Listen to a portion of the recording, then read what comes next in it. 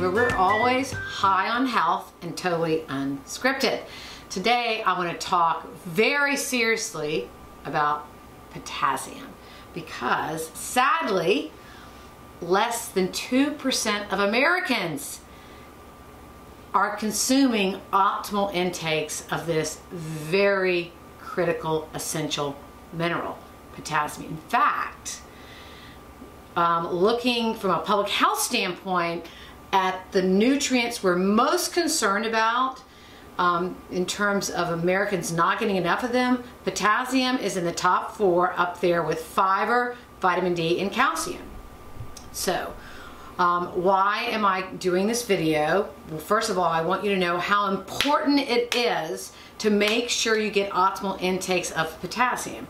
What happens if you don't? Well, let me just tell you the positive if you do first. So if you obtain optimal amounts of potassium, which the adult recommended intake is 4,700 milligrams a day, then you will lower your risk of all-cause mortality, your overall mortality risk of death, 20%. You will significantly decrease your risk of strokes, heart attacks, osteoporosis, loss of muscle mass. In other words, what I'm telling you is potassium is vitally important for blood vessel function, cardiovascular health, not getting strokes, maintaining muscle mass, maintaining bone mineral density. These are big issues. So I want to make sure you know the most effective ways to be sure you're getting optimal amounts of potassium. As a general rule, just know that fruits and vegetables are a great source of it. It's available all over the fruit and vegetable sort of kingdom of foods. And there are additional foods outside of the fruits and vegetables that have it. So here, what I have here are what are the healthiest foods that are highest in potassium. So foods that are already super healthy just because they are for other reasons, but happen to have a lot of potassium. And at the top of the list are beets, and actually beet greens. The greens, you can eat these, by the way, don't waste those. So beets and beet greens are, considered, maybe the very top, but we have lots of other delicious foods. Any dark leafy green, this is just some mixed lettuces. Sweet potatoes are incredible.